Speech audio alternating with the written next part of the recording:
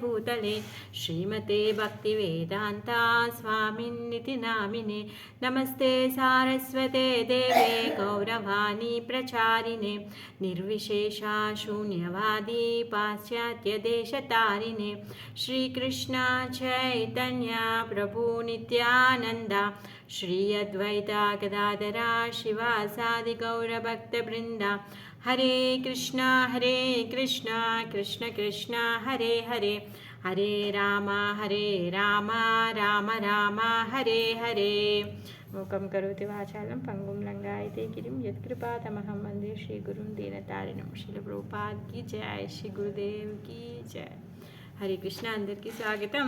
కృష్ణ కథా సుధలోకి మనము నిన్న కురుక్షేత్రం సూర్యగ్రహణ సమయంలో కురుక్షేత్రానికి వచ్చి అక్కడ కురుక్షేత్రంలో యదువంశీయులు, అందక, భోజక వీళ్ళందరే కాకుండా కృష్ణుడు సాక్షాత్ అక్కడికి వస్తున్నాడని చెప్పేసి మొత్తం విశ్వం నుంచి వేరే వేరే రాజులు వేరే వేరే రాజ్యాల నుంచి వచ్చారు. అక్కడికి ఋషులు, మునులు వీళ్ళందరూ కూడా వచ్చారు. తర్వాత నందగోకులం నుంచి నంద మహారాజు, గోపులు, గోపికలు వాళ్ళందరూ కూడా వచ్చారు. అందరూ వచ్చి కృష్ణుని బలరాముని దర్శనం చేసుకున్నారు. కృష్ణ బలరాములతో మాట్లాడారు. గోపికలు వాళ్ళ హృదయంలో ఉన్నటువంటి వాళ్ళ విరహంతో వాళ్ళు కృష్ణుడిని వేడుకుంటున్నారు. ఏమంటున్నారు అంటే, మేము ఇంకా ఈ సంసారంలోనే ఉన్నాము. సో మా యొక్క హృదయ చిత్తాలు ఏవైతే ఉన్నాయో అవి మీ పాద పద్మాల మీద లగ్నం అవ్వాలి అని చెప్పేసి వాళ్ళు వేడుకుంటూ ఉన్నారు. వాళ్ళ హృదయంలో కృష్ణుడిని బృందావనానికి తీసుకొని వెళ్తూ ఉన్నారనమాట. సో అవన్నీ విషయాలు మనం నిన్న చెప్పుకున్న తర్వాత ఈరోజు అక్కడ ఉన్నటువంటి అందరూ కూడా మాట్లాడుకుంటూ ఉన్నారనమాట. ఇప్పుడు ఒక పెద్ద ఫెస్టివల్ అయిందనుకోండి, అప్పుడు ఏంటి, ప్రభుజీస్ మాట్లాడుకుంటారు, పిల్లలు ఆడుకుంటూ ఉంటారు, మాతాజీస్ మాట్లాడుకుంటూ ఉంటారు. సో ఆ విధంగా ఎవరి ఏజ్ గ్రూప్ వాళ్ళతో వాళ్ళు మాట్లాడుతుంటారు, కుశల ప్రశ్నలు వేస్తూ ఉంటారు, వాళ్ళ రాజ్య కార్యాల గురించి లేకపోతే వాళ్ళ ఇంటి విషయాల గురించి మాట్లాడుతూ ఉంటారు. సో అదేవిధంగా ఇక్కడ కృష్ణుడి యొక్క పత్నులందరి దగ్గరికి ద్రౌపదీదేవి వచ్చిందనమాట. ద్రౌపదీదేవి వచ్చి వాళ్ళందరితో మాట్లాడుతూ ఉందన్నమాట. సో ద్రౌపదికి చాలా కోరిక ఉంది కృష్ణుడి యొక్క, గోవిందుడి యొక్క కథ వినాలని. ఏంటి ఆ కథలు అంటే, అసలు కృష్ణుడు ఎంతమందిని ఏ విధంగా పెళ్లి చేసుకున్నాడు, ఆ భార్యల దగ్గరికి, కృష్ణుడి యొక్క భార్యల దగ్గరికి వెళ్ళి వాళ్ళని పరిచయం చేసుకుంటూ వాళ్ళతో మాట్లాడుతూ ఉందన్నమాట. అసలు మీరందరి వివాహం ఎలా జరిగింది చూసారా, ఆమె లోపల ఎంత కోరిక ఉంది అంటే ఆ గోవిందుడి యొక్క కథ వినడానికి తను అంత ఉత్సాహంతో ఉందన్నమాట. సో అక్కడ ఉన్నటువంటి అందరు పట్టమేషులందరూ కూడా కూర్చొని ద్రౌపదితో మాట్లాడుతూ ఉన్నారనమాట. వాళ్ళ సంభాషణ గురించి సుఖదేవ గోస్వామి చెప్తున్నారనమాట పరీక్షిత్ మహారాజ్కి. తను అంటుందన్నమాట, ఏమంటుంది అంటే, సో నాకు చాలా కుతూహలంగా ఉంది మీ యొక్క వివాహాలు ఎలా జరిగాయి అనేసి తను అంటుందన్నమాట. తర్వాత అక్కడికి అంటే ఫస్ట్ ధర్మరాజు వీళ్ళందరూ బంధువులందరూ వస్తారనమాట. వచ్చినప్పుడు కృష్ణ బాలరాములు మీరు ఎలా ఉన్నారు అనేసి అడిగినప్పుడు ధర్మరాజు చెప్తాడనమాట, స్వామి నీ పాదజలం ఏదైతే ఉందో అది అమృతం. ఆ అమృతాన్ని ఒక్కసారి తాగిన వేడైనా చింతలో ఉంటాడా, వాడికి ఏమైనా కొరతగా ఉంటుందా? నీ పాదజలాన్ని ఒక్కసారి తాగితే ఆ అమృతాన్ని తాగిన వాడికి అమంగళాలు ఏమైనా ఉంటాయా? సో మేము చాలా బాగున్నాము అని చెప్తున్నారనమాట. ఇంకేమంటున్నారంటే, ఈ మహాభక్తులు ఎవరైతే ఉన్నారో వీళ్ళందరూ ఏం చేస్తూ ఉంటారంట, మీ గురించి కీర్తిస్తూ ఉంటారు. నారదాది తుంబురులు వాళ్ళందరూ కూడా ఎప్పుడు అనుక్షణం ఏం చేస్తూ ఉంటారు, కృష్ణుడి యొక్క కథ గానాన్ని చేస్తూ ఉంటారు. ఈ ఋషులు, మునులు, ఆచార్యులు, తర్వాత గురువులు వీళ్ళందరూ చేసే పని ఏంటిది, భగవంతుడి యొక్క కథాగానం చేస్తూ ఉంటారు. మరి అలాంటి మహాభక్తుల నోటి నుంచి మీ యొక్క కథాగానాన్ని మేము స్వీకరించాము. ఆ అమృత ప్రవాహాన్ని మా చెవుల ద్వారా మేము స్వీకరించాము. సో మీ యొక్క కథని చెవుల ద్వారా ఎవరైతే స్వీకరిస్తారో వాళ్ళు ఈ దేహం పట్ల కానీ, తర్వాత లేకపోతే ఈ దేహానికి సంబంధించిన దాని పట్ల కానీ, దేని గురించి కానీ, అంటే సృష్టి గురించి కానీ, లేకపోతే సృష్టికర్త గురించి కానీ, దేని గురించి అయినా ఏమైనా గుర్తుంటుందా వాళ్ళకి, అవన్నీ కూడా నశించిపోతాయి అనేసి చెప్తున్నారన్నమాట. అంటే భగవంతుడి యొక్క కథ శ్రవణం ఎంత గొప్పదో ఇక్కడ ధర్మరాజు వీళ్ళు చెప్తున్నారు అన్నమాట. ఏమంటున్నారంటే భగవంతుడి యొక్క కథా శ్రవణం ఎవరైతే వాళ్ళ చెవుల ద్వారా వింటారో వాళ్ళకు ఉన్నటువంటి ఇవన్నీ కూడా తొలగిపోతాయి. ఏ లంపటాలు, శరీర బంధనాలు కానీ, శరీరానికి సంబంధించిన బంధనాలు కానీ, ఈ సృష్టికి అంటే మనం ఇక్కడ పొందేటటువంటి ఆది భౌతిక, ఆధ్యాత్మిక, ఆది దైవిక ఇవైతే ఇవన్నీ ఏవైతే బాధలు ఉన్నాయో ఈ బాధలన్నీ కూడా తొలగిపోతాయి, అవన్నీ కూడా నశించిపోతాయి అని చెప్తున్నారనమాట. ఇంకేమంటున్నారంటే ఆ కథా శ్రవణం ఏదైతే ఉందో, మీ యొక్క పాదజలం ఏదైతే ఉందో అది ఏం చేస్తూ ఉంది అంటే ఈ త్రిగుణ ప్రభావాన్ని తొలగించేస్తుంది. అందుకే ఆది దైవిక, ఆది భౌతిక, ఆధ్యాత్మిక ఏవైతే ఈ క్లేశాలు ఉన్నాయి, కష్టాలు ఉన్నాయో వస్తూ ఉంటాయి, ఇవన్నింటినీ కూడా అవి తొలగిస్తూ ఉంటాయి, అవన్నింటిని నశింపచేస్తూ ఉంటాయి. ఏం జరుగుతుందంట, అవన్నీ నశించిపోయిన తర్వాత పూర్ణమైనటువంటి దివ్యమైనటువంటి ఆనందాన్ని ఇస్తుందంట భగవంతుడి యొక్క కథ. అందుకే మేమందరము మీ యొక్క కథాశ్రవణంలో బాగున్నాము అనేసి ధర్మరాజు చెప్తూ ఉన్నాడనమాట. ఇంకా అక్కడ ఉన్నటువంటి ఋషులు, కౌరవులు, తర్వాత అందక, ఈ తర్వాత వీళ్ళందరూ కూడా కలిసి కృష్ణుని గురించి కీర్తిస్తూ ఉన్నారనమాట. కృష్ణుడి కథలు చర్చించుకుంటూ ఉన్నారు. మనము ఏదైనా కిట్టి పార్టీకి వెళ్ళామనుకోండి, చీర ఎంత కొన్నావు, ఎంబ్రాయిడరీ ఎంత పడింది, ఈ జ్యువెలరీ ఎక్కడ కొన్నావు, లేకపోతే ఇక్కడ కొన్నావా, వేరే ఊరికి వెళ్ళావా, ఇలాంటివి మాట్లాడుతూ ఉంటారు. మరి కృష్ణుడు సాక్షాత్ అక్కడ ఉంటే వాళ్ళందరూ ఏం చేస్తున్నారు, ఆ గోవిందుడి యొక్క కథాగానం చేస్తున్నారు, ఆ గోవిందుని గురించి చర్చిస్తున్నారు. సాక్షాత్ కృష్ణుడు అక్కడ ఉన్నారు. వాళ్ళందరూ కూడా ఎందుకు వచ్చారు అక్కడికి, కృష్ణుడు దర్శనం చేసుకోవడం కోసం వచ్చారు. అక్కడికి వచ్చాక కూడా ఇంకా ఆయన గురించి మాట్లాడాలి, వినాలి అనే కోరిక వాళ్ళ లోపల ఉప్పొంగిపోతూ ఉందన్నమాట. అందుకే వాళ్ళందరూ కూడా కూర్చొని ఆ కృష్ణ కథనే చేస్తూ ఉన్నారనమాట. ఆ విధంగా ద్రౌపది అక్కడికి వెళ్ళి వైదర్భి రుక్మిణీ దేవి దగ్గరికి, తర్వాత భద్ర, జాంబవతి, కౌసల్య, నాగ్నజిత్తి, సత్యభామ, తర్వాత కాలింది, శైబ్య, రోహిణి అంటే ఈ నరకాసురుడు చనిపోయిన తర్వాత 16,000 మంది రాజకన్యలు ఎవరైతే ఉన్నారో ఆ రాజకన్యల్లో ప్రధానురాలన్నమాట. ఆ మొత్తం ఆ రాజకన్యల తరపున తను మాట్లాడుతుందన్నమాట ద్రౌపదితో. సో ఆమె పేరు రోహిణి అనమాట.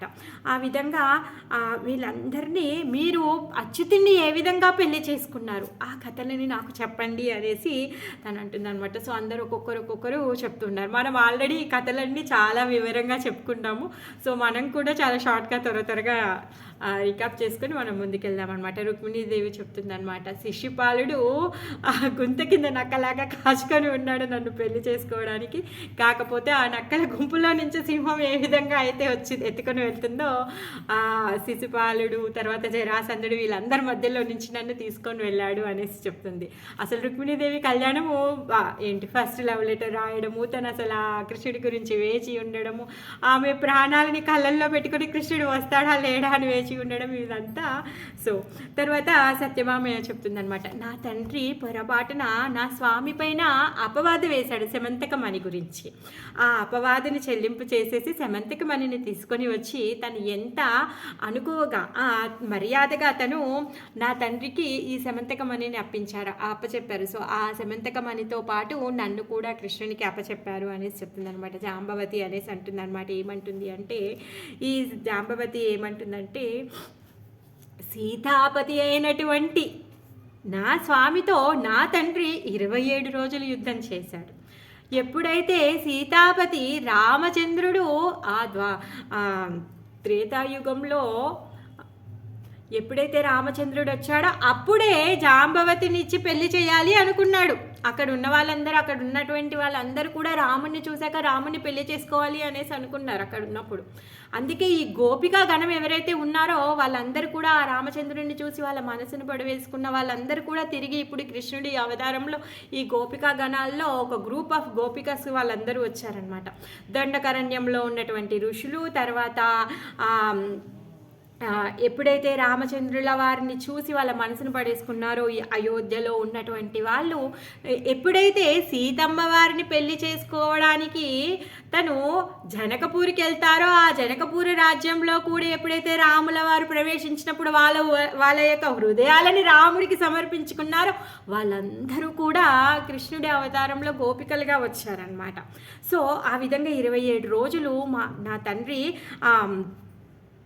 పోరాటం చేశారు. పోరాటం చేసిన తర్వాత ఈ సెమంతక మణితో పాటు నన్ను కృష్ణుడికి అర్పించారు. నేను ఎందుకంటే జాంబవతి దేవి ఎప్పటి నుంచి రామచంద్రుడి కాలం నుంచి తను వెయిట్ చేస్తూ ఉందన్నమాట. సో వీళ్ళందరూ నువ్వు చాలా గొప్పదానివి, సో మీరు నువ్వు ఎంతగా నిరీక్షిస్తున్నావు స్వామి కోసం అని అందరూ పొగిడేస్తారే అనే లోపే తను ఏమంటుంది అంటే నేను స్వామి యొక్క దాసిని అనేసి తను చెప్తూ ఉందన్నమాట. తర్వాత కాళింది చెప్తుందన్నమాట. కాళింది ఏమంటుందంటే నేను భగవంతుడి యొక్క పాద స్పర్శ కోసం నేను తపస్సు చేస్తున్నాను అనేసి చెప్తుందనమాట. నాకు ఆ భగవంతుడి యొక్క పాద స్పర్శ కోసమే, నేను ఆయన యొక్క పాద స్పర్శకి నేను వేచి ఉన్నాను, ఆయన యొక్క పాద స్పర్శ కోసం. అందుకే ఎప్పటి నుంచో నేను యుగాలుగా తపస్సు చేస్తున్నాను. ఒకరోజు తన ఫ్రెండ్తో తిరుగుతూ వచ్చి నన్ను ఇలా పెళ్లి చేసుకున్నారు. ఇప్పుడు అర్జునుడితో కలిసి వచ్చి అప్పుడు నన్ను పెళ్లి చేసుకున్నాడు అనేసి చెప్తుంది అనమాట. అప్పుడు ఏమంటుందంటే అలా చూస్తే జాంబవతి కంటే ముందు నుంచి కాళింది యమునమ్మ ఎప్పటి నుంచో కృష్ణుడి కోసం తపస్సు చేస్తుంది, అంటే నువ్వు ఇంకా గ్రేట్ అనే లోపే తను ఏమంటుందంటే అలా కాదు, నేను ఆయన ఇంటిలో ఆయన తిరిగేటటువంటి స్థలం ఏదైతే ఆయన ఇంట్లో ఉన్న బండలు ఉన్నాయి చూసారా, ఆ బండలు తుడిచేటటువంటి అర్హత కలిగినటువంటి దాన్ని, అలాంటి దాసిని నేను అని చెప్పేసి కాళింది చెప్తుంది అన్నమాట. తర్వాత మిత్రవింద ఏమంటుందంటే నాకు అన్నలు సంబంధాలు తెచ్చారు, కాకపోతే వాళ్ళందరినీ కూడా తరిమేసి, కుక్కలు లాంటి రాజులందరినీ తరిమేసి నన్ను సింహం ఆహారాన్ని ఏ విధంగా అయితే తీసుకెళ్తుందో ఆ విధంగా కృష్ణుడు నన్ను ఎత్తుకొని పోయాడు అని చెప్తుంది. ఇంకో మేనత్త కూతురు ఈమె మిత్రవింద. సో మనం చెప్పుకున్న ఆమెకి 2 అన్నలు ఉంటారు, సో ఆ స్టోరీ. తర్వాత సత్య కూడా మేనత్త కూతురు. సో తనేంటి వాళ్ళ నాన్న 7 వృషభాలని పెట్టేసి ఆ 7 వృషభాలని ఎవరైతే అనుస్తారో వాళ్ళకి నా కూతురునిచ్చి పెళ్లి చేస్తానంటాడు. ఆ విధంగా కృష్ణుడు 7 వృషభాలకి ముక్కుతాడుని వేసి సత్యని పెళ్లి చేసుకుంటాడు. తర్వాత ఏమిటంటే భద్ర నా లోపల ఉన్నటువంటి కోరికతో తను మేనల్లుండి పిలిచి నన్ను ఇచ్చి పెళ్లి చేశాడు అనేసి చెప్తున్న తర్వాత లక్ష్మణ ఏమంటుందంటే నేను నారదుడి ద్వారా కృష్ణుడి గురించి చాలా విన్నాను, అప్పటి నుంచి నేను నా మనసులో పడేసుకున్నాను. సో దాని ద్వారా అతనిని పెళ్లి చేసుకోవాలని నా కోరిక ఉంటే నాకు స్వయంవరాన్ని ఏర్పాటు చేశారు.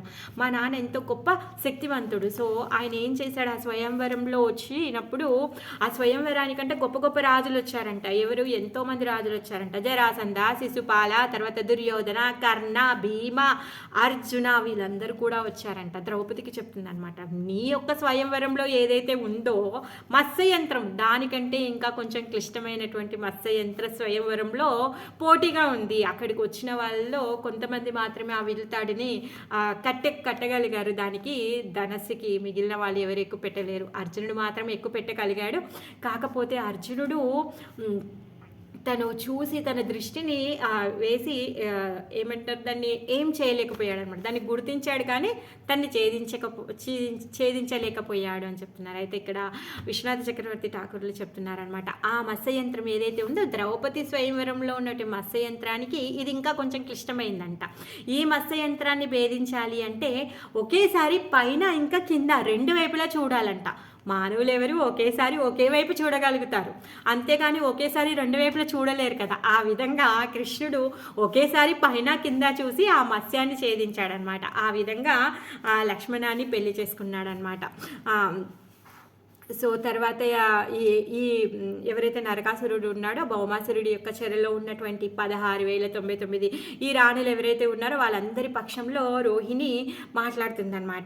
ఆమె ఏమంటుంది అంటే మాకు భగవంతుడితో కలిసి ఉండేటటువంటి ఆ భోగభాగ్యాలు మాకొద్దు, పోనీ లేకపోతే దేవతలు అనుభవించేటటువంటి ఆ సుఖము మాకొద్దు, ఆ ఐశ్వర్యము వద్దు, అలా అని చెప్పి ఇంద్ర పదవి వద్దు, బ్రహ్మ పదవి వద్దు, మాకు ఏది కూడా వద్దు. కేవలం మేము ఒకటే కోరుకుంటున్నాం, ఏంటి అంటే కృష్ణుడి యొక్క పాదధూళిని మేము కోరుకుంటున్నాము అనేసి అంటున్నారనమాట. ఏ విధంగా అయితే కృష్ణుడు ఆవులని తోలుకుంటూ గోకులంలో వెళ్తున్నాడు, గోచరణకి వెళ్ళేటప్పుడు అక్కడ తను తిరుగుతూ ఉంటే ఆయన యొక్క పాదధూళి ఏదైతే ఉందో అక్కడ ఉన్నటువంటి తృణాల మీద, అక్కడ ఉన్నటువంటి గడ్డి మీద, ఆకు అలం మీద కృష్ణుడి యొక్క పాదధూళి పడింది కదా. ఆ పాదధూళిని ఆ గోపులు ఎవరైతే ఉన్నారో ఎప్పుడూ అదే కావాలి అని చెప్పి కోరుకుంటూ ఉంటారు. సో మా హృదయాలు కూడా ఆ కృష్ణుడి యొక్క ఆ పాదధూళి, ఆ పాద రజము తలగాలి, దాన్నే కోరుకుంటున్నాము మేము అనేసి చెప్తున్నారు. ఆ పాదధూళి మా శిరస్సులో మేము ధరిస్తే చాలు, మా కోరిక అదే అనేసి వాళ్ళు చెప్తూ ఉన్నారనమాట. సో అంతకుమించి మేము ఏమీ ఆశించట్లేదు అని చెప్తున్నారనమాట. కృష్ణుడి యొక్క పత్నులు ఎవరైతే ఉన్నారో వీళ్ళందరూ కూడా కృష్ణుడి పట్ల అపారమైన ప్రేమని, అపారమైన భక్తి ప్రవర్తనని కలిగి ఉన్నారనమాట. విశ్వనాథ చక్రవర్తి ఠాకూర్లు ఏం చెప్తున్నారంటే, ఎవరైతే ఈ భార్యలందరూ ఉన్నారో వీళ్ళందరూ కూడా ఈ గోపికల యొక్క స్వరూపాలే అనేసి చెప్తున్నారనమాట. ఆ విధంగా వీళ్ళందరూ కూడా మాట్లాడుకుంటూ ఉన్నారనమాట. వాళ్ళ యొక్క హార్ట్ ఎక్స్చేంజ్, కృష్ణాన్ని ఎక్స్చేంజ్ చేస్తున్నారు. ఎప్పుడైతే కృష్ణుడి గురించి మాట్లాడుతూ ఉంటామో అందరి హృదయాల్లో ఏమవుతుంది, ఆ కృష్ణ ప్రేమ ఉప్పొంగుతూ ఉంటుంది అనమాట. అక్కడ ఏముంది, ప్రతి ఒక్కరి హృదయంలో ఏం మారుమోగుతుంది, కృష్ణుడి గురించే మోగుతుంది. కృష్ణ కృష్ణ కృష్ణ కృష్ణ, అంతకుమించి ఇంకొకటి లేదు. వాళ్ళందరి హృదయాలు కూడా కృష్ణ ప్రేమతో మునిగిపోయి ఉన్నాయన్నమాట. సో అక్కడ ఆ కురుక్షేత్రానికి వీళ్ళందరూ మాట్లాడుకుంటూ ఉన్నారు. సో అక్కడ ఉన్నటువంటి ఈ మాటలన్నీ వింటూ ఉంటే అక్కడ ఉన్నటువంటి కుంతీదేవి, తర్వాత గాంధారి, తర్వాత ద్రౌపది, సుభద్ర, ఇంకా మిగిలిన వేరే వేరే రాజుల యొక్క పత్నులందరూ ఉన్నారు కదా, వాళ్ళందరూ కూడా అక్కడ కూర్చొని ఇవన్నీ విని ఆశ్చర్యపోతున్నారంట. వాళ్ళందరికి కూడా కళ్ళల్లో నుంచి నీళ్ళు వచ్చేసాయంట ఆ కృష్ణుడి అలా. అక్కడ ఉన్నటువంటి గోపికలు ఏమో గోరున ఏడ్చేస్తున్నారు. ఎందుకంటే వాళ్ళ హృదయాలు కృష్ణుడితో విరహంలో మునిగిపోయి ఉన్నాయి. వాళ్ళేమో చాలా గోరు వాళ్ళు ఏడుస్తూనే ఉన్నారు. వాళ్ళకి ఏమీ స్పెషల్గా తెలిసేది ఏం లేదు. ఆటోమేటిక్గా వాళ్ళ కళ్ళల్లో నుంచి నీళ్లు కారుతూనే ఉన్నాయి. వాళ్ళు ఎప్పుడు పచ్చిగానే ఉంటున్నారంట వాళ్ళ కళ్ళ నీళ్ళతో తడిచిపోయి అలా అన్నమాట. సో ఇంకా అక్కడికి కృష్ణ బలరాముల్ని దర్శనం చేసుకోవడం కోసము అక్కడికి మునులు వచ్చారనమాట. మునులు ఋషులు వచ్చారనమాట. ఎవరెవరు వచ్చారో చెప్తున్నారు. ద్వైపాయన, నారద, చవన్య, దేవల, అసిత, విశ్వామిత్ర, శతానంద, భరద్వాజ, గౌతమ, పరశురామ, వశిష్ఠ, గాలవు, భృగువు, పులస్య, కశ్యప, అత్రి, మార్కండేయ, బృహస్పతి, ద్వితుడు,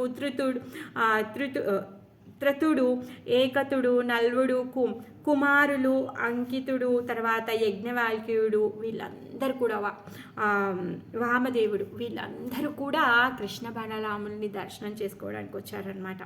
వాళ్ళందరినీ చూడగానే పాండవులు, తర్వాత కృష్ణ బలరాములు, ఇంకా అక్కడ కూర్చున్నటువంటి ఇతర రాజులందరూ కూడా లేచి ఆ ఋషి ముని గణానికి వందనాలు చేస్తున్నారనమాట. వాళ్ళకి ఉచితాసనాలను ఇవ్వడం, వాళ్ళ పాదాలకి జలం ఇవ్వడము, ఆర్ఘ్యం ఇవ్వడము, తర్వాత తాంబూలం ఇవ్వడము, చందనాలను ఇవ్వడము, వాళ్ళందరినీ సత్కరిస్తున్నారనమాట. ఆ బ్రాహ్మణులందరినీ కూడా పాద్య, అర్ఘ్య, పూలు, తర్వాత ధూప, చందనాలన్నీ కూడా ఇచ్చి వాళ్ళని సత్కరించి తర్వాత కృష్ణుడు మాట్లాడుతూ ఉన్నాడనమాట. ఆ ఋషి మునులతో మాట్లాడుతూ ఉన్నాడనమాట. కృష్ణుడు ఏమంటున్నాడంటే, దేవతలకి కూడా సాధ్యం కానటువంటిది ఈ మునులను ఎవరైతే, ఈ యోగేశ్వరులు ఎవరైతే ఉన్నారో మీ యొక్క దర్శనము దేవతలకు కూడా సాధ్యం అవ్వదు.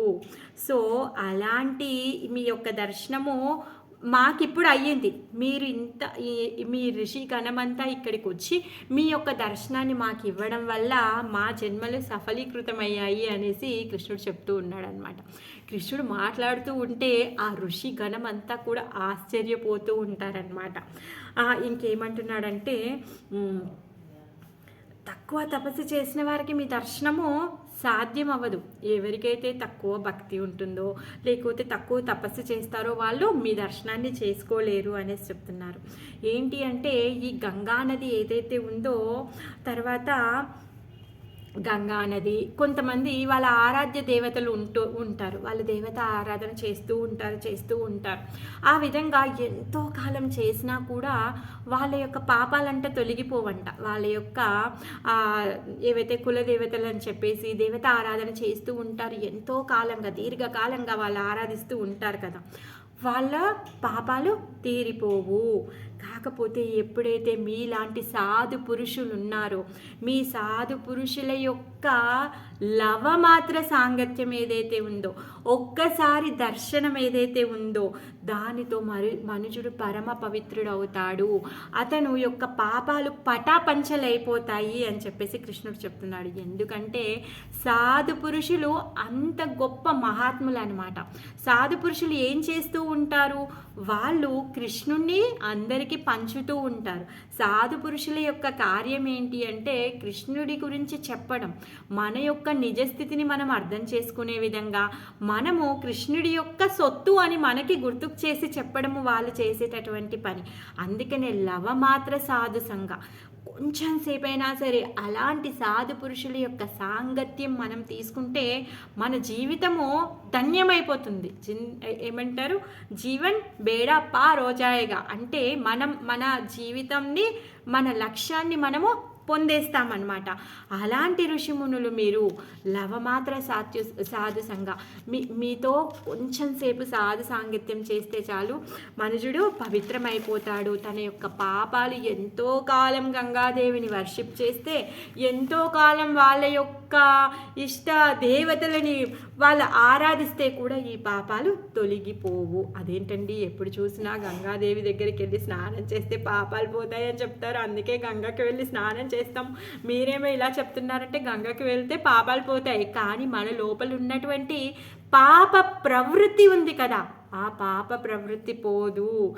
గంగలోకి వెళ్ళాము, మన పాపాలన్నీ కడిగేసుకొని వచ్చాం, కానీ మన లోపల పాపం చేసే ఆ ప్రవృత్తి అంటే అలవాటు పోతుందా? పోదు. మరి ఈ అలవాటు ఎలా పోతుంది? మన హృదయంలో ఉన్నటువంటి పాపం చేసే అలవాటు పోవాలి అంటే ఇలాంటి సాధువుల యొక్క సాంగత్యంలో మనం లోపల ఉన్నటువంటి పాప ప్రవృత్తి పోతుందన్నమాట. పాపం చేయొద్దు అంటే పాపం చేయకుండా ఉండడం ఎలా?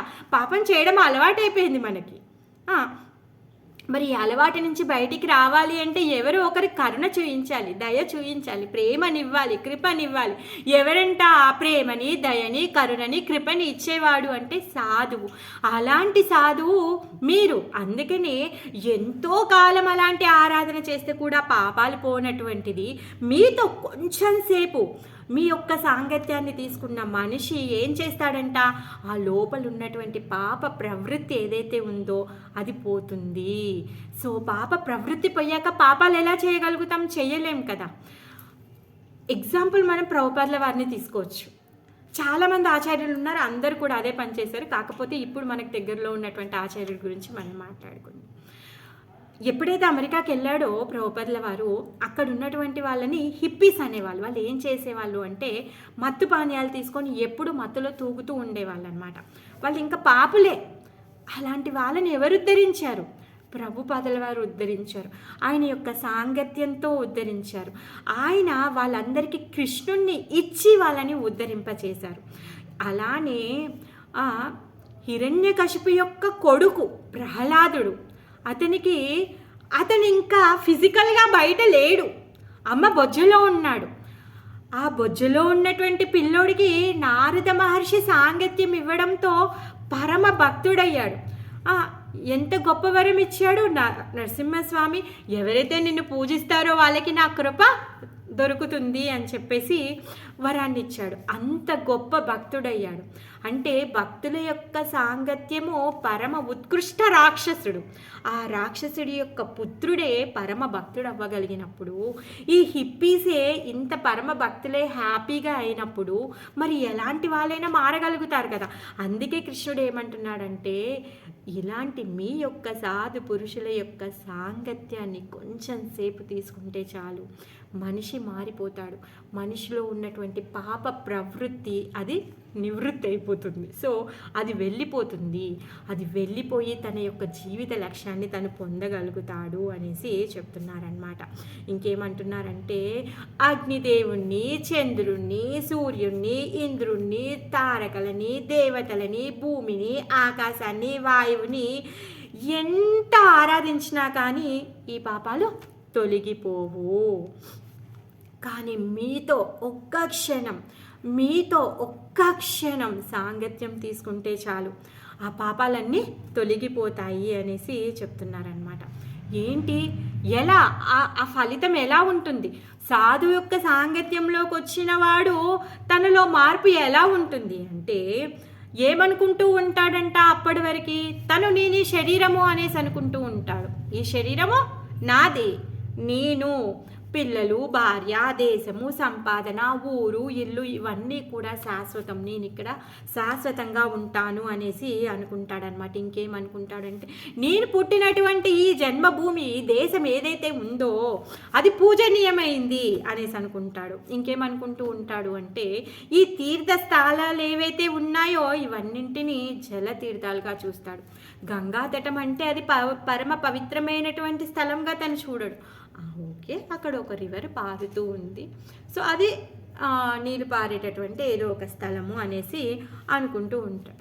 ఇంకా ఈ మహా మునులు ఎవరైతే గొప్ప భక్తులు ఎవరైతే ఉన్నారో ఆ గొప్ప భక్తులని చూసి okay, they are great persons, వాళ్ళు మహానుభావులు, అంటే కొంచెం ఎక్కువగా చదువుకున్నారు, లేకపోతే ఏదో చేశారు, అందుకే వాళ్ళకి కొంచెం జ్ఞానం ఎక్కువగా ఉంది, అందుకే వాళ్ళు గ్రేట్ పర్సన్స్, మహానుభావులు అనేసి అనుకుంటారంట. మరి అలాంటి వాళ్ళు ఎవరు అంటే గాడిదతో సమానము అనేసి కృష్ణుడు చెప్తున్నాడు అనమాట. మనం తిడతాం కదా, నువ్వు గొడ్డువారా, నీకు ఎన్ని చెప్పినా అర్థం అవ్వట్లేదా అని, అందుకే గొడ్డు లేకపోతే గాడిద అనేసి అంటున్నారనమాట. మరి ఇలాంటి గాడిదలా ఉన్నటువంటి మనిషిని మనిషిగా మార్చగలిగేవాడెవడు అంటే సాధువు యొక్క సాంగత్యం. సాధువు యొక్క సాంగత్యం లేకపోతే మనము మనుషులుగా మారలేము. ఎందుకంటే మనం ఎంత మూర్ఖత్వంగా ఉన్నాము అంటే మనం ఏది ఆలోచిస్తే అదే కరెక్ట్ అనుకుంటున్నాం. మన యొక్క ఆచారాలని, మన యొక్క శాస్త్రాలని, మన యొక్క ఇతిహాసాలని మనం అంతా కూడా పక్కకు పెట్టేసి మనని మనం చాలా గొప్పగా అనుకొని మన యొక్క తర్వాత వాళ్ళని ఎంతగా దిగజార్చాము అంటే కనీసం వాళ్ళకి దేవుడు ఎవరు, అసలు రామాయణం ఏంటి, మహాభారతం ఏంటి, ఏవి కూడా తెలియకుండా ఇప్పుడు ఉన్నటువంటి తల్లిదండ్రులు వాళ్ళ పిల్లల్ని ఆ విధంగా చేసేసారు. సో అందుకే ఇక్కడ కృష్ణుడు చెప్తూ ఉన్నాడు అనమాట. ఏమంటున్నాడంటే మీ యొక్క సాధు సాంగత్యం వలన ఈ పశువుల్లాంటి మానవులుగా మారుతారు, మీరు అంత గొప్పవాళ్ళు అనేసి చెప్తున్నారనమాట. సో కృష్ణుడు ఈ విధంగా పొగుడుతూ ఉంటే అక్కడ మునులందరూ కూడా ఒకరినొకరు చూసుకుంటూ ఉన్నారనమాట. చూసుకొని మౌనంగా ఉన్నారనమాట. వాళ్ళు ఏమనుకుంటున్నారంటే వాళ్ళందరూ అనుకుంటున్నారు, కృష్ణుడు ఇప్పుడు మానవ రూపంలో ఉన్నాడు, అంటే మానవ లీలలు చేస్తూ ఉన్నాడు, అందుకే వీళ్ళందరికీ నేర్పించడం కోసం ఈ విధంగా మాట్లాడుతున్నారు అని చెప్పేసి వాళ్ళందరూ ఒకరికొకరు సైగలు చేసుకుంటూ ఇప్పుడు ఇంకా కృష్ణుడు అంతా మాట్లాడడం అయిపోయిన తర్వాత ఈ మునులందరూ కూడా కలిసి కృష్ణుడితో మాట్లాడుతూ ఉన్నారనమాట. ఏమంటున్నారంటే దేవదేవా స్వామి, నీ నడవడిక ఏదైతే ఉందో పరమ విచిత్రంగా ఉంది అనేసి వాళ్ళు అంటున్నారనమాట. స్వామి, మీ యొక్క నడవడిక ఏదైతే ఉందో మమ్మల్ని మోహితుల్ని చేసేస్తుంది అనేసి అంటున్నారనమాట. మీరు ఇప్పుడు యాదవ వంశంలో వచ్చారు, ఇంకా మీ యొక్క స్వరూపాన్ని మరుగున పెట్టేశారు అనేసి చెప్తున్నారనమాట. మీ యొక్క దివ్యమంగళ స్వరూపము, ఆ సర్వకారణ కారణుడివి, ఈశ్వర పరమ కృష్ణవి. సో అందరికీ ఆదిమూలమైనటువంటి నీవే, అన్ని జీవులకి బీజాన్ని ఇచ్చినటువంటి వాడివి నీవే, ఆది అంతం లేనటువంటి వాడివి. నీ యొక్క స్వరూపం ఏదైతే ఉందో అది కప్పేసి నువ్వు ఇప్పుడు ఏం చేస్తున్నావు, సామాన్యమైన సాధారణ మానవుడిగా నువ్వు నటిస్తున్నావు. సో కేవలం దేనికోసం చేస్తున్నావు అంటే ఈ మనుషులకి నేర్పించడం కోసమే నువ్వు చేస్తున్నావు. స్వామి, నువ్వు ఏంటి, నువ్వు దుష్ట శిక్షణ కోసము, శిష్ట రక్షణ కోసం నువ్వు ఇక్కడ అవతరిస్తూ ఉంటావు. రకరకాల రూపాల్లో, రకరకాల సమయాల్లో, రకరకాలుగా నువ్వు ఇక్కడికి వచ్చి ఈ దుష్టులు ఎవరైతే ఉన్నారో వాళ్ళందరినీ నువ్వు సంహరిస్తూ ఉంటావు, శిష్టులని రక్షిస్తూ ఉంటావు అనేసి చెప్తున్నారు. వివిధ రూపాలు తీసుకుంటాడు, సృష్టించడానికి, తర్వాత దీన్ని కొనసాగించడానికి, ప్రళయం చేయడం కోసం కాను నువ్వు రకరకాల రూపాలు తీసుకుంటూ ఉంటావు. మరి ఇక్కడ ఈ సృష్టిలో ఉన్నటువంటి జీవులందరి యొక్క మేలు కోరి నువ్వు ఈ వర్ణాశ్రమ ధర్మాన్ని కూడా ప్రవేశపెట్టావు. సో ఈ వర్ణాశ్రమ ధర్మాన్ని పాటిస్తూ ఎవరైతే వాళ్ళ యొక్క జీవితాన్ని గడుపుతారో వాళ్ళు నిన్ను పొందుతారు. సో నువ్వు ఇవన్నీ కూడా నువ్వు చేస్తున్నావు, నువ్వే పరబ్రహ్మవి అనేసి చెప్తున్నారనమాట. నువ్వు కాకపోతే బ్రాహ్మణులని ఇంకా ఎవరు ఆదరిస్తారయ్యా, బ్రాహ్మణులని ఆదరించడంలో నువ్వు చాలా గొప్పవాడివి, నువ్వు అగ్రగణ్యుడివి. నమో బ్రాహ్మణ్య దేవాయ గో బ్రాహ్మణ్య హితాయ చ.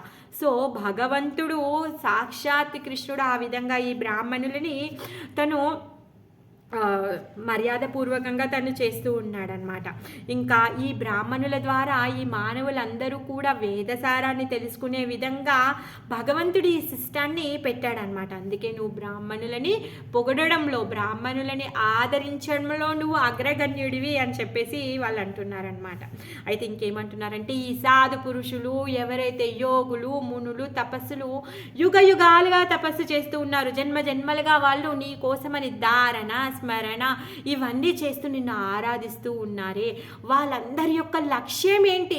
నిన్ను పొందడము. సో మేము ఎంత అదృష్టవంతులమంటే నీ యొక్క సాంగత్యాన్ని మేము తీసుకున్నాము, మీ యొక్క దివ్యమంగళ స్వరూప దర్శనం మేము చేసుకున్నాము అని చెప్పేసి వాళ్ళు అంటున్నారనమాట. అందుకే మా జన్మ, తర్వాత మా కర్మలు, మా చదువు, తర్వాత మేము చేసినటువంటి సాధన, తపస్సు, విద్య, మా దృష్టి అన్నీ కూడా సఫలమైపోయాయి, మా జన్మలు సఫలమైపోయాయి అని చెప్పేసి వాళ్ళు చెప్తూ ఉన్నారనమాట. ఇంకా దేవదేవుడికి వాళ్ళు వందనాలు అర్పిస్తున్నారు. సో వాళ్ళు ఏమంటున్నారంటే, వీళ్ళందరూ ఎవరైతే ఈ వృష్ణి వంశీయులు ఎవరైతే ఉన్నారో వీళ్ళందరికీ కూడా నువ్వేం చేసావు? మాయా అనే కర్టెన్ వేసేసావు నువ్వు. అందుకే వాళ్ళందరూ నిన్ను దేవదేవుడిగా ఎవరు తెలుసుకోలేకపోతున్నారు, చూడలేకపోతున్నారు. కుంతి మహారాణి కూడా అలానే ఉంటుంది. స్వామి నిన్ను ఈ మాయా అనే అంటే నిన్ను ఏమనుకుంటున్నారంటే జస్ట్ ఒక యాక్టరే అనేసి అనుకుంటున్నారు. కానీ యాక్టర్ వెనుక ఉన్నటువంటి రియల్ హీరోని ఎవరు గుర్తుపట్టడం లేదు. సో నువ్వు నీ ఒక మాయా అనే తెరని కప్పేశావు అనేసి ప్రార్థిస్తుంది. సో ఇక్కడ ఋషులు కూడా అంటున్నారనమాట. అందుకే వాళ్ళందరూ ఏమంటున్నారంటే, ఈ సమస్త సృష్టికి ఆత్మ నువ్వే అన్న సంగతి వాళ్ళు తెలుసుకోలేకపోతున్నారు. నీ యొక్క మాయా కర్టెన్ ఏదైతే ఉందో అది కప్పేసి ఉన్నావు అనేసి చెప్తున్నారనమాట. అందుకే వాళ్ళ యొక్క స్మృతిని వాళ్ళు కోల్పోయారు, వాళ్ళు అందుకే తెలుసుకోలేకపోతున్నారు అనేసి చెప్తున్నారనమాట.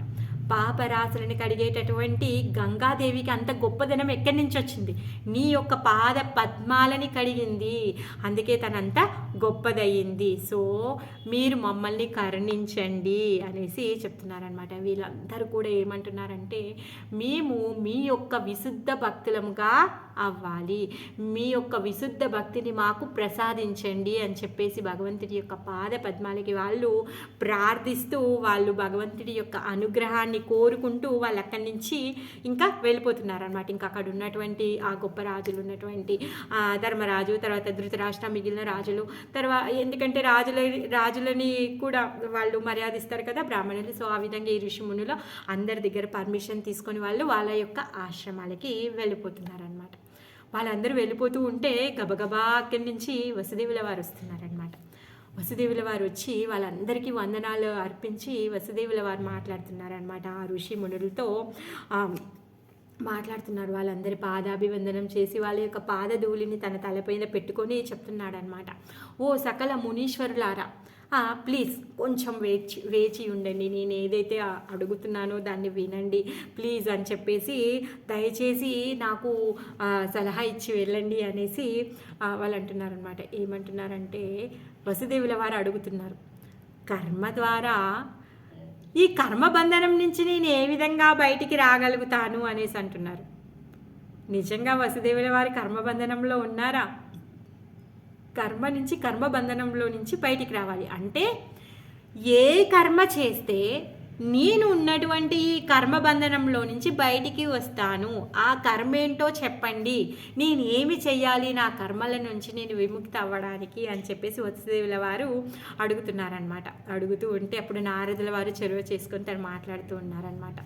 మీరెవరు కంగారు పడొద్దు, ఎందుకంటే వసుదేవుల వారు ఏమనుకుంటున్నారంటే సాక్షాత్ శ్రీకృష్ణుని తన కొడుకు బాలుడిగా వాళ్ళు అనుకుంటున్నాడు, బాలుడిగా వాళ్ళు వసుదేవుల వారు అనుకుంటున్నారు అనేసి చెప్తున్నారనమాట. అందుకే కాదు, వసుదేవుడు ఈ ఋషులు మునులు చేసినటువంటి తపస్సు ఏదైతే ఉందో వాళ్ళు ఇప్పుడు తపస్సు చేసి కృష్ణుడి యొక్క దర్శనాన్ని చేసుకొని ఇప్పుడు కృష్ణుడి యొక్క పాద పద్మాలకి మేము అంకితం అవ్వాలి, మాకు విశుద్ధ భక్తిని ఇవ్వండి అని చెప్పేసి ఇప్పుడు వేడుకుంటున్నారు వాళ్ళు. కానీ వసుదేవుల వారు అప్పుడే చేసేశారు. ఎన్నో జన్మల తపస్సు ఫలితంగానే సాక్షాత్ దేవాదిదేవుడైన కృష్ణుడు ఆయన ఇంట్లో ఆవిర్భవించారు. అవునా కాదా? సో ఆయన చేయాల్సిన అన్నీ కూడా అయిపోయాయి. ఆయన చేయాల్సింది ఇంకేమీ లేదు. కాకపోతే వసుదేవుల వారు కూడా ఇప్పుడు ఇక్కడ సామాన్య గృహస్థుడిలాగా తన యొక్క కర్మయోగం ఏంటి, తను ఏం చెయ్యాలి అన్న విషయాన్ని ఆ ఋషిమునులని అడుగుతూ ఉన్నారనమాట. సో ఋషిమునులు ఏమంటారు అంటే, నారదుల వారు చెప్తున్నారు కదా, ఇప్పుడు తను సామాన్యంగా తను కృష్ణుని సామాన్యుడుగా అనేసి అనుకుంటున్నారు అని చెప్పారు. కాబట్టి ఇప్పుడు వాళ్ళు చెప్తున్నారనమాట. సో వాళ్ళు ఏమంటున్నారు అంటే,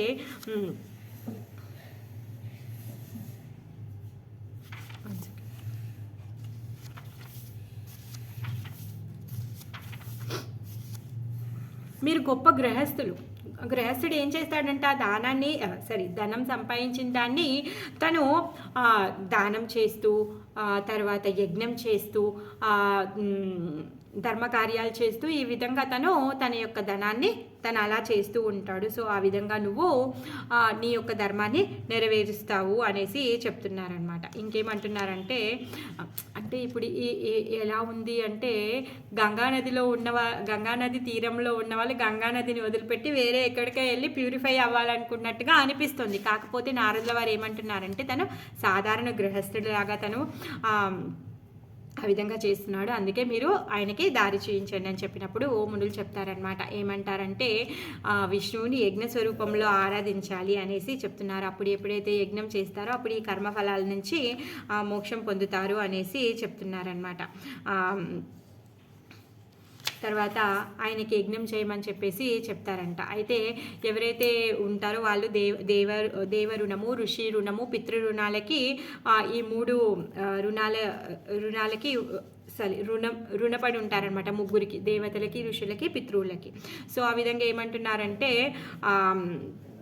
శాస్త్రాధ్యయనం చేయడం ద్వారా, సంతానాన్ని కనడం ద్వారా, తర్వాత యజ్ఞాన్ని చేయడం ద్వారా ఇవన్నీ రుణాలన్నీ తీరిపోతాయి అనేసి చెప్తున్నారనమాట. అందుకని ఇప్పుడు ఏమంటున్నారంటే, నువ్వు పితృ రుణము తర్వాత ఋషి రుణము నువ్వు తీర్చేసావు, అయిపోయింది. కాకపోతే ఇంకా నువ్వు ఒక యజ్ఞం చేసావు అనుకో, ఈ రుణాల నుంచి కూడా నువ్వు బయటకు వచ్చేస్తావు, దేవతా రుణం నుంచి కూడా నువ్వు బయటకు వచ్చేస్తావు. అందుకని నువ్వు యజ్ఞాన్ని చెయ్యి అనేసి వాళ్ళు చెప్తారనమాట. సో యజ్ఞాన్ని చెయ్యి అన్నప్పుడు ఈ వసుదేవుడు ఏమంటాడు అంటే, సో మీరే ఋత్వికులుగా ఉండండి, మీరే ఉండి స్వయంగా ఈ యజ్ఞాన్ని చేయించండి నాతోని అనేసి అడుగుతాడనమాట. అప్పుడు వసుదేవుడి రిక్వెస్ట్ మేరకి ఈ ఋషులు వీళ్ళందరూ కూడా అక్కడే ఉంటారనమాట. ఆ కురుక్షేత్రంలోనే, ఆ పుణ్యక్షేత్రంలోనే అక్కడే ఉండి ఆ కురుక్షేత్ర తీరంలోనే యజ్ఞం చేస్తున్నారనమాట. ఆ యజ్ఞానికి కావాల్సిన ఏర్పాట్లన్నీ చేశారు. తర్వాత వసుదేవుడి యజ్ఞం చేయడానికి దీక్షితుడయ్యాడు. ఈ వృష్ణివంశీయులు వీళ్ళందరూ కూడా అక్కడే ఉన్నారు. సో అందరూ కూడా మంచిగా స్నానం చేసి వస్త్రాలు ధరించి అన్నీ కూడా అక్కడ ఏర్పాటు చేసి వాళ్ళు యజ్ఞం చేయడానికి కూర్చున్నారనమాట. సో మృదంగాలు, తర్వాత శంఖాలు, బేరీలు ఇవన్నీ కూడా మోగుతూ ఉన్నాయన్నమాట. తర్వాత మాదిగలు ఎవరైతే ఉన్నారో వాళ్ళు స్తోత్రం చేస్తూ ఉన్నారనమాట.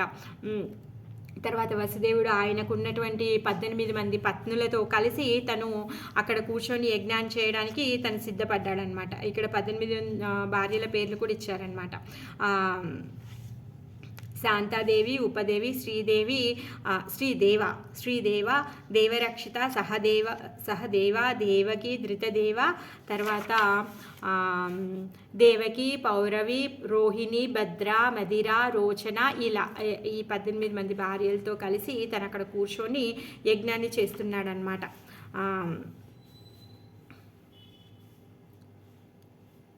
సో ఆ యజ్ఞం చాలా అంగరంగ వైభవంగా నడుస్తుందన్నమాట. అక్కడ సాక్షాత్ కృష్ణ బలరాములే అక్కడ ఉన్నారు. సో ఆయన మొత్తము ఆయన పట్టప్రాణులతో, పత్నులతో కలిసి అందరితో కలిసి తను అక్కడే ఉన్నాడు, ఆ యజ్ఞాన్ని నిర్వహిస్తూ ఉన్నాడనమాట.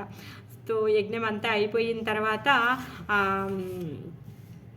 వసుదేవుడు ఋత్వికులకి ఏమంటారు, బంగారు ఆభరణాలని, తర్వాత గోవులని, తర్వాత భూములను అన్నింటినీ కూడా కానుకంగా ఇచ్చాడనమాట. తర్వాత అక్కడ ఉన్నటువంటి రాజులందరికీ కూడా గిఫ్ట్స్ ఇచ్చారు. ఆ రాజులందరూ కూడా మళ్ళీ తిరిగి గిఫ్ట్స్ ఇవ్వడము, తర్వాత ఈ పరశురాముడు చేసినటువంటి సమంత పంచంలో వీళ్ళు యజ్ఞం అయిపోయిన తర్వాత స్నానం చేయడము, వాళ్ళు చాలా అందంగా అలంకరించుకోవడము, ఒకరికొకరు వాళ్ళందరూ కూడా గిఫ్ట్లు ఇచ్చుకోవడం, ఇవన్నీ కూడా జరుగుతూ ఉన్నాయన్నమాట.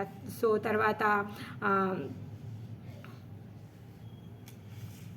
తర్వాత అందరూ కూడా మిగిలిన రాజులందరూ కూడా కృష్ణ బలరాముల దగ్గర మిగిలిన రాజులందరి దగ్గర కూడా పర్మిషన్ తీసుకొని వాళ్ళందరూ కూడా వాళ్ళ వాళ్ళ రాజ్యాలకు వెళ్ళిపోయారనమాట. తర్వాత విదురుడు, కుంతీదేవి, తర్వాత ఆమె పుత్రులు భీష్ముడు, ద్రోణుడు, నకుల సహదేవులు, తర్వాత నారదుడు, వ్యాస భగవానుడు వీళ్ళందరూ కూడా భగవంతుని వాళ్ళ హృదయాలను నింపుకొని వాళ్ళందరూ కూడా వాళ్ళ వాళ్ళ యొక్క రాజ్యాలకి వాళ్ళు వెళ్ళిపోతూ ఉన్నారనమాట.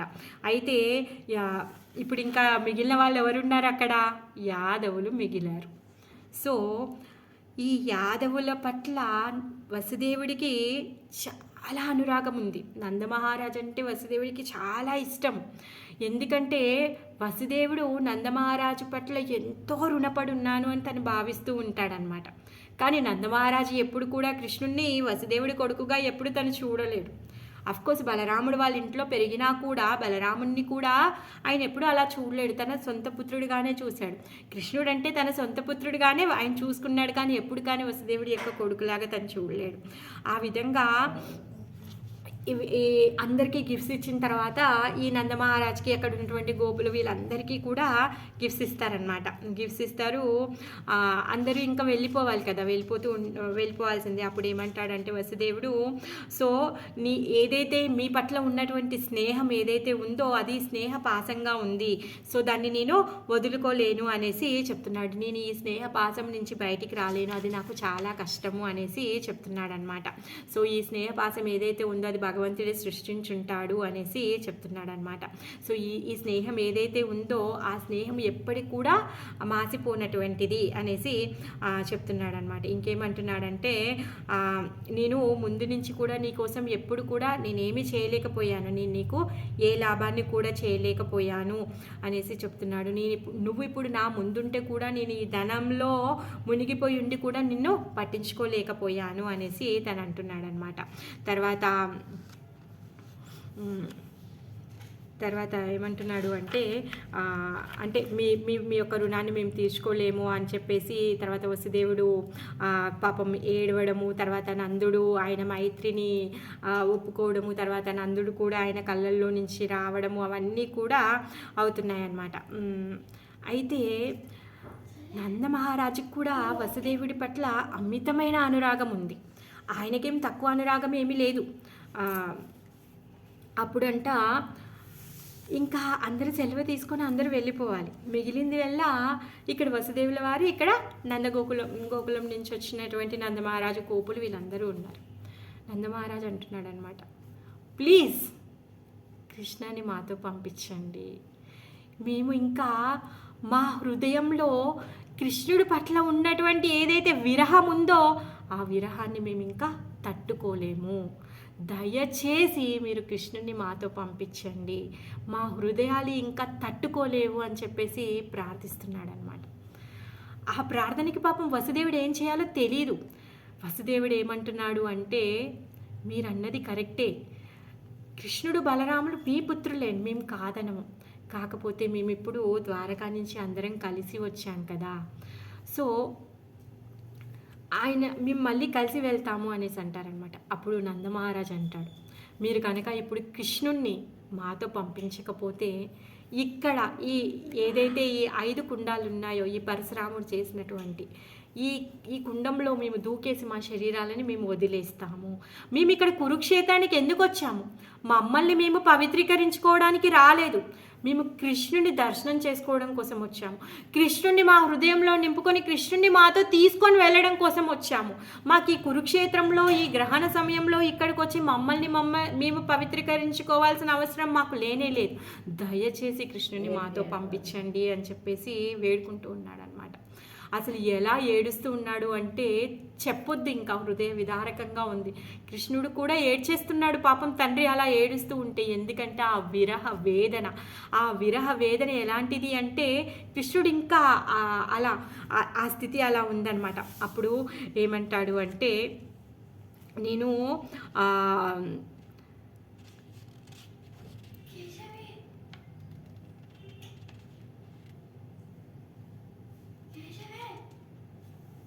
మేము ఇప్పుడు వ్రజానికి వెళ్ళిన తర్వాత అక్కడ కొంచెం సేపు కూడా మేము సమయాన్ని గడపలేము, మేము జీవించి ఉండలేము, అందుకే ప్లీజ్ కృష్ణుని పంపించండి అనేసి అంటున్నాడనమాట. ఆ ఉగ్రసేనుతో కూడా తను రిక్వెస్ట్ చేస్తూ ఉన్నాడనమాట. లేకపోతే ఈ పరశురామ కుండంలో మేము దూకేస్తాము అనేసి అంటున్నాడు. మీకు నమ్మకం లేదేమో, చూడండి మేము ఇప్పుడే దూకేస్తాము అనేసి అంటున్నారనమాట.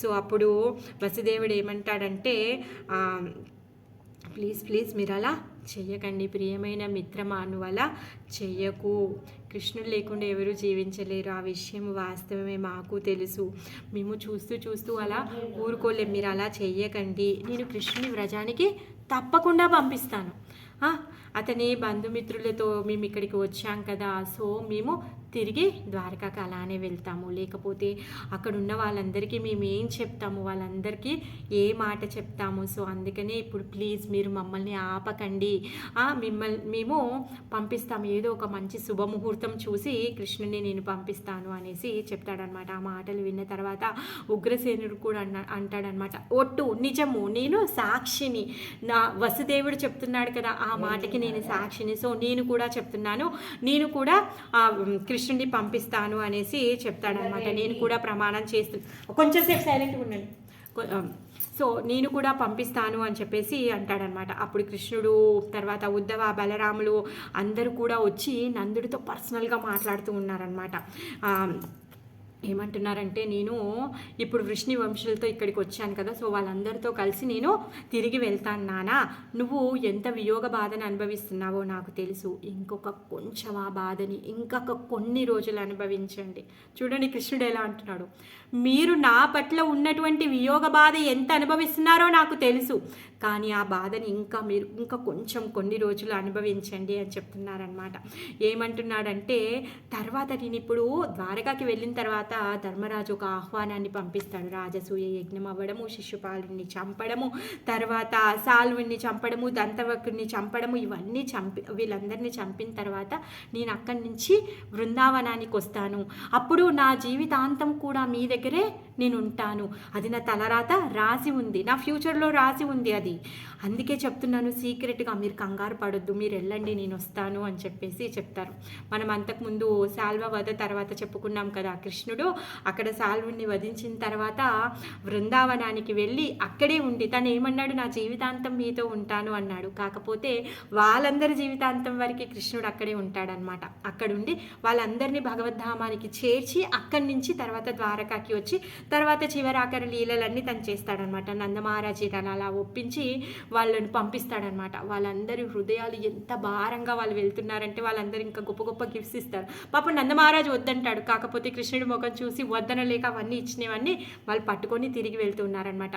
ఆ విధంగా 3 నెలలు కురుక్షేత్రాల్లో ఉంటారంట కృష్ణుడితో. అయినా కానీ వాళ్ళు తనివి తీరలేదు, ఎందుకంటే ఎన్ని సంవత్సరాల నుంచి, ఆల్మోస్ట్ 70-80 సంవత్సరాల నుంచి వాళ్ళు వేచి ఉన్నారు కృష్ణుడి కోసం. ఆ విధంగా కృష్ణుడి తర్వాత వీళ్ళందరి దగ్గరికి వెళ్ళి వీళ్ళందరినీ వైకుంఠానికి పంపించేస్తారనమాట. సో తిరిగి వెళ్తారనమాట. కృష్ణుడు తర్వాత ద్వారకాకి తిరిగి వెళ్తాడు. హరే కృష్ణ. అందరికీ ధన్యవాదాలు.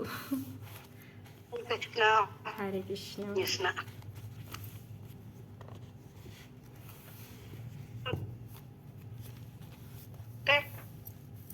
మాతాజీ వినిపించలే, మీ వాయిస్ కట్ అయింది.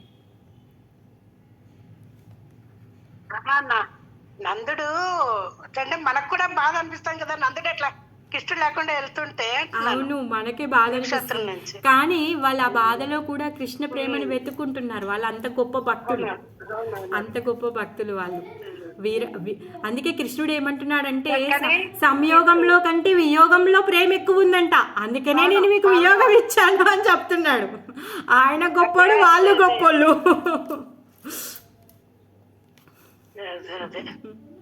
కానీ చాలా క్లియర్, చాలా బాగా చెప్పారు ఈ కురుక్షేత్ర. ఇది మాత్రం గ్రహణ స్థానాలు ఇవన్నీ బాగుంది మాతాజీ. ప్రభుపాదులు చెప్పారు మాతాజీ, బాగుంది, చాలా బాగుంది. ఈ ఘట్టం అయితే చాలా బాగుంది. Hare Krishna. Thank you Mataji, thank you. జై శిల ప్రభుపాద. మీ వల్ల మేము చాలా క్లియర్ గా వింటున్నాము. ఆల్ గ్లోరీస్ టు శిల ప్రభుపాద. అంతా ప్రభుపాద దయ, మీ ఆశీర్వాదం. కరెక్టేలేండి. ఓకే, హరే కృష్ణ. హరే కృష్ణ మాతాజీ. హరే కృష్ణ.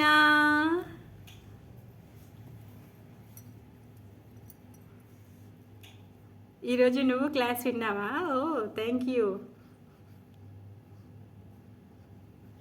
ఆ పాప ఎవరు? హరే కృష్ణ ధనలక్ష్మి మాతాజీ వాళ్ళ అమ్మాయి. అచ్చా అచ్చా. ఆ.